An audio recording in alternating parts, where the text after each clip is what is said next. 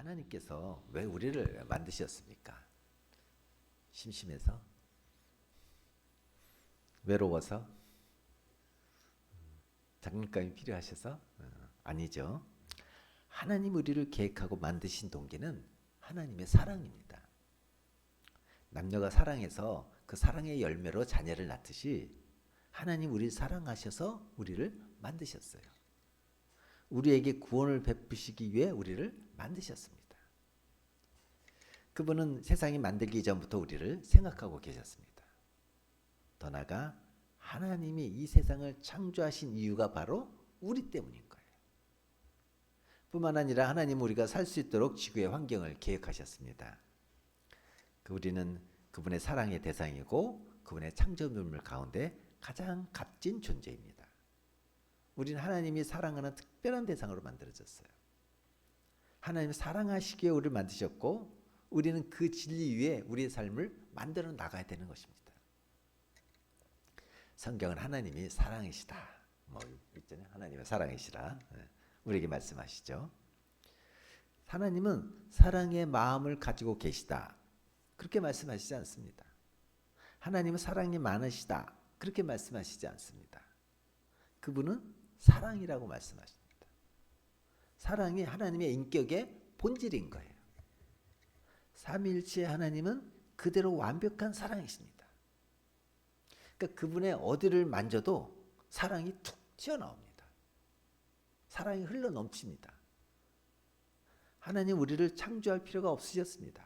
그분은 외롭지 않으셨어요. 세 분이 계셨어요. 하지만 그분은 사랑을 표현하기 위해서 우리를 창조하신 거예요. 하나님이 없다면 우리는 모두 우연의 산물이 될 것입니다. 그럴 경우 우리 삶은 어떻습니까? 목적도 없고 소망도 없고 소중함도 없고 옳고 그름도 없는 지구상에서의 그 짧은 삶 이외에는 아무런 희망도 없는 것이죠. 그런 하나님은 존재하시고 우리를 만든 이유가 있고 우리 삶은 매우 중요한 의미를 가지고 있습니다.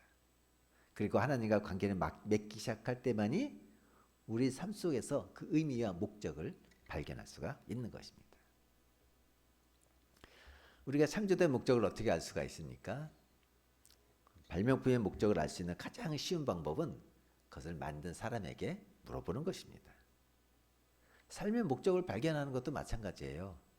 하나님께 물어보는 거예요. 하나님 왜 나를 만드셨나요? 왜 나를 이 세상에 보내셨나요?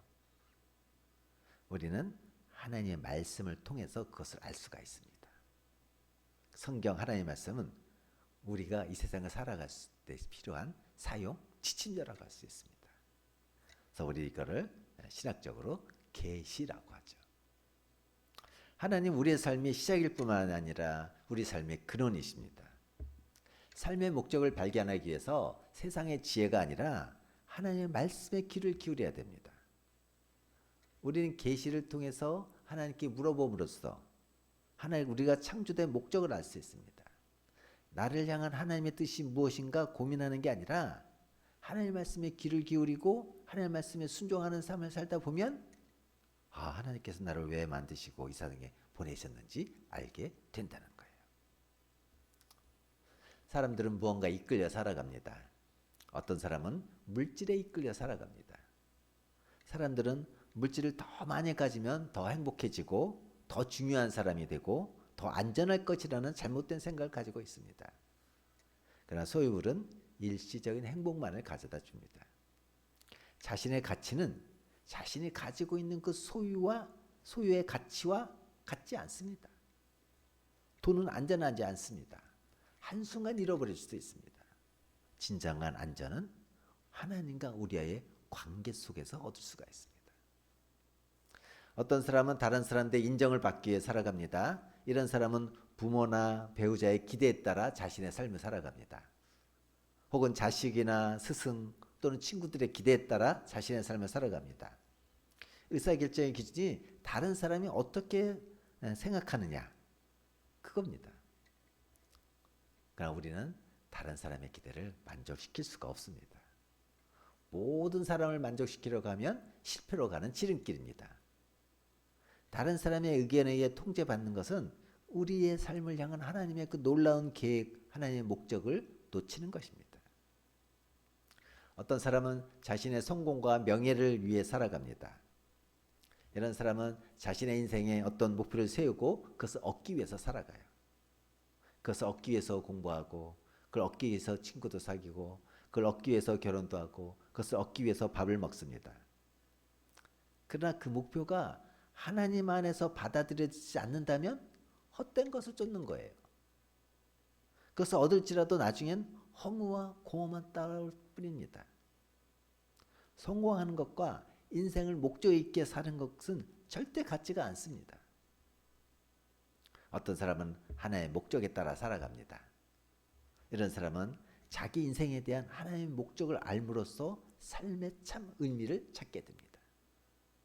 하나님이 없다면 삶에는 어떤 목적도 있을 수 없고 목적 없는 삶은 의미가 없습니다. 의미가 없다면 삶의 중요성이나 소망도 없는 것이죠. 인생에서 가장 큰 비극은 죽음이 아니라 목적이 없는 삶인 것입니다.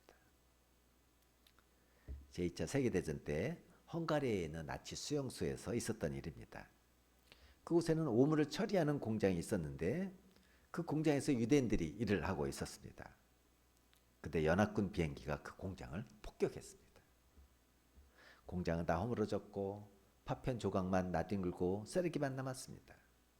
수용됐던 유대인들은 더 이상 할 일이 없어졌습니다. 다음날 나치 군인이 오더니 명령하기를 쓰레기와 파편 조각을 저쪽으로 옮겨 놓으라고 했습니다. 유대인 포로들은 하루 종일 열심히 일을 해서 옮겨 놓았습니다. 그런데 다음날 와서는 다시 이쪽으로 옮겨 놓으라고 명령했습니다. 그렇게 이리 옮겼다 저리 옮겼다 아무 가치도 없는 의미 없는 일을 반복했습니다. 그런데 며칠 후부터 사람들의 정신이 이상해지기 시작했습니다. 살아갈 의욕을 상실한 것입니다. 어떤 이들은 벽돌을 들어 나치 군인에게 던지다가 총에 맞아 죽는가 하면 일부러 나치 군인에게 달려들어서 죽어가는 이들이 늘어나기 시작했습니다. 그들은 의도적으로 자살을 택한 것입니다. 이렇게 무의미한 일의 반복 속에 사느니 차라리 죽는 길을 택하였다는 것이죠. 이와 같이 목적 없는 삶은 비참한 것입니다. 내가 살아야 할 목적이 없는 삶은 무의미한 것입니다. 늙는다는 것은 삶의 의미를 잃어간다는 것입니다. 그것은 나이와 상관없습니다. 나이가 들어도 청춘으로 산다는 것은 삶의 목적을 재발견하고 그 의미를 맛보며 정진한다는 것을 말합니다.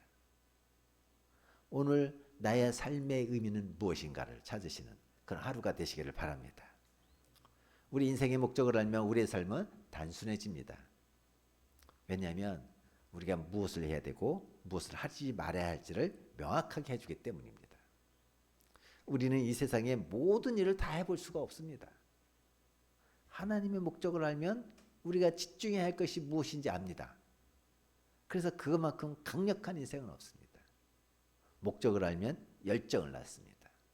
목적을 알므로써 우리는 영생을 준비할 수 있습니다. 성도 여러분, 여러분의 인생은 지금 어떤 것에 이끌려 살고 있습니까? 물질입니까? 다른 사람의 인정입니까? 자신의 성공과 명예입니까? 아니면 하나님의 목적입니까? 여러분의 인생의 목적은 무엇입니까? 우리의 인생은 우연히 만들어진 것이 아닙니다. 하나님의 계획 가운데 만들어진 것입니다. 따라서 우리의 인생의 목적은 하나님 안에서만 발견됩니다. 내가 꿈꾸는 게 아닙니다. 내가 만드는 게 아닙니다. 목적 없이 사는 것도 하나님의 뜻이 아닙니다. 우리 인생의 목적은 우리를 만드신 창조주 하나님 안에서만 발견할 수 있습니다. 성경을 통해서 우리는 인생의 목적을 발견할 수 있습니다. 하나님 안에서 우리 인생의 분명한 목적을 발견하고 삶의 진정한 의미를 찾고 열정을 갖고 살며 영생을 준비하는 자가 되기를 주님의 이름으로 축원합니다. 오늘 본문은 예수님이 세례를 받으시고 광야에서 시험을 받으신 사건이 기록되어 있습니다.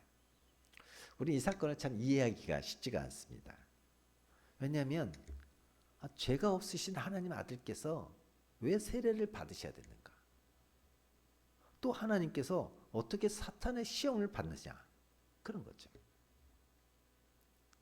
우선 세례 받으신 사건을 살펴봅니다. 우리가 주목할 것은 요한의 세례는 죄의 용서를 위한 회개 세례였습니다. 그러나 죄나 죄의식이 없는 예수님께서 무엇 때문에 세례를 받으셔야만 했습니까? 첫 번째로는 예수님의 세례를 받으심은 그의 사생활을 끝내고 공생애를 시작하는 표적입니다.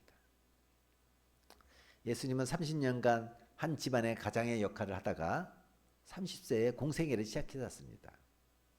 구약율법에 보면 일반 사람들은 20세가 되면 성인으로서 민족을 위해 일을 할 수가 있었습니다.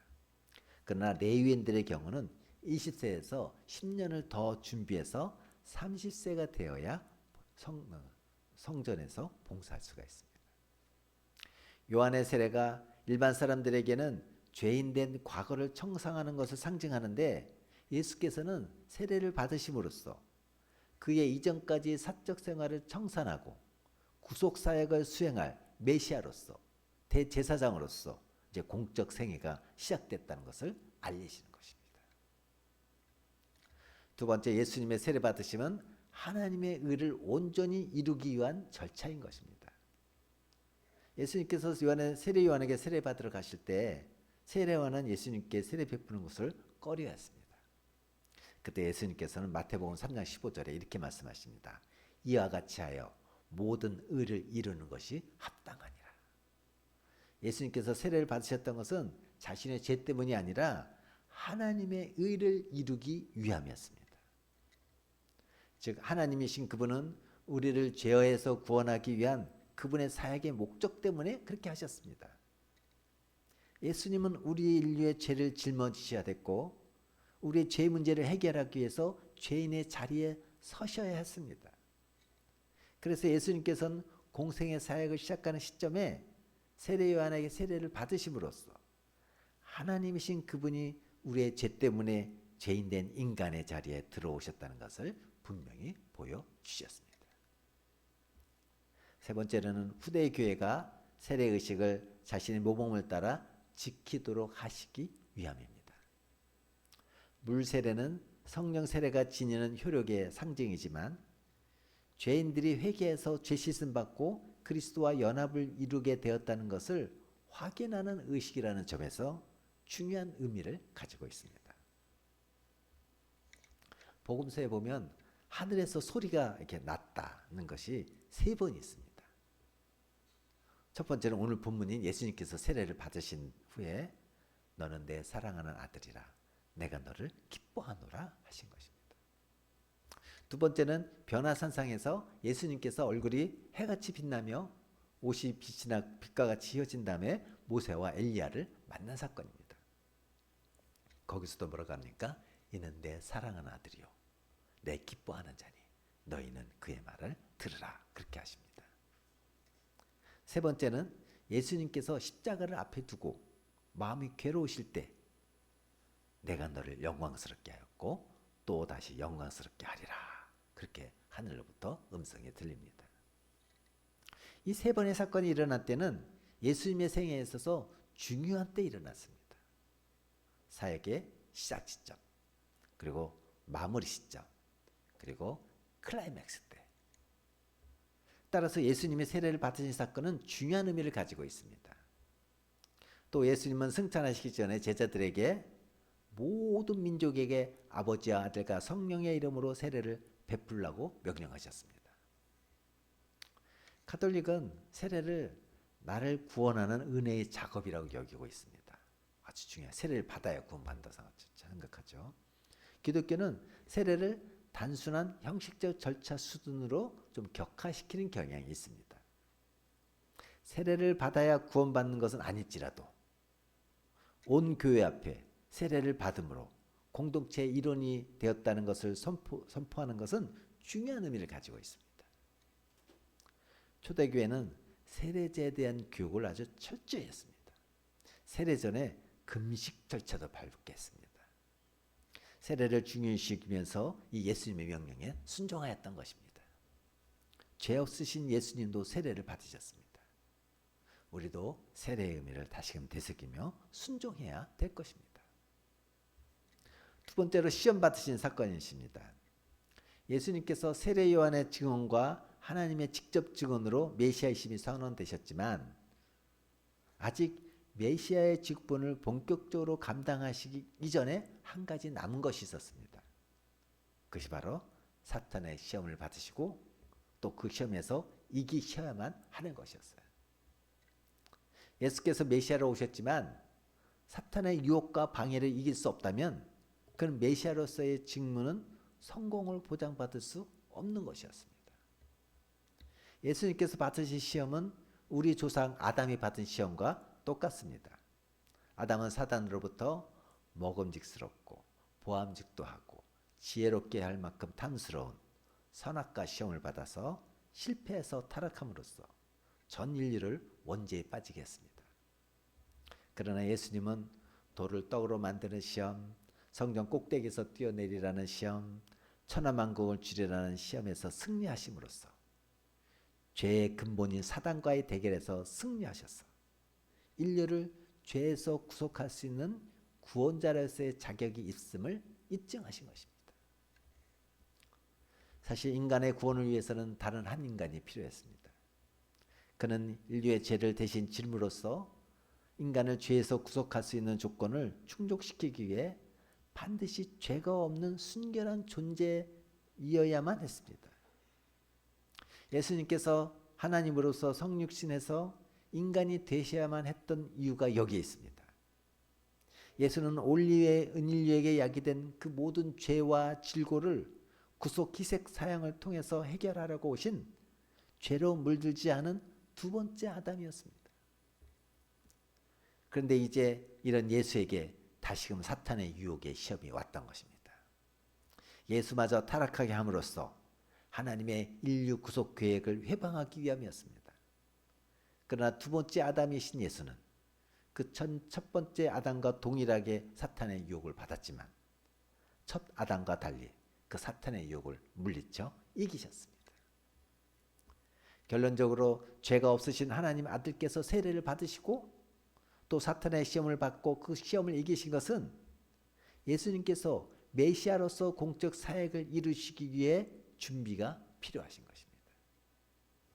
주님은 완전한 하나님이셨지만 또 완전한 인간이셨기 때문에 완전한 인간으로서 메시아 사역을 위한 준비로 두 가지를 하신 것입니다. 이제 예수님은 드디어 본격적인 사역을 수행하실 준비를 완수하신 것입니다. 예수님은 인류를 구속하기 위한 메시아의 사역이 그분의 인생의 목적이었습니다. 그것을 준비하기 위해서 세례를 받으시고 사탄의 위험을 이기고 승리하셨습니다. 하나님의 아들도 그분의 인생의 목적을 달성하기 위해 준비하셨습니다. 우리도 역시 마찬가지입니다. 하나님은 준비된 자를 쓰십니다. 피조물에는 그 만든 목적이 있습니다. 우리 하나님께서 만드신 목적이 있습니다. 우리는 그 하나님의 목적대로 살아야 됩니다. 사용 목적이 없는 피조물은 하나도 없습니다. 과거에 사람은 맹장이 필요 없다고 막 그 맹장염 쉽게 막 잘라버렸는데 저도 뭐 20대 중반에 이 맹장염이 걸려서 맹장을 잘라냈지만 요새 학자들은 이 맹장도 인간에게 중요한 기능이 있다는 것을 발견하고 있거든요. 하나님은 모든 피조물을 그 목적을 가지고 만드셨어요. 심지어 우리가 길 가다가 밟는 그 풀 한 포기, 꽃 한 송이도 그 안에 목적이 있어요. 풀 한 포기, 꽃 한 송이도 목적이 있고 꿈이 있고 비전이 있어요. 하물며 인간을 향한 하나님의 목적과 꿈이 없겠습니까? 인간에게 특별히 세상을 관리하고 다스리라는 목적이 주셨습니다.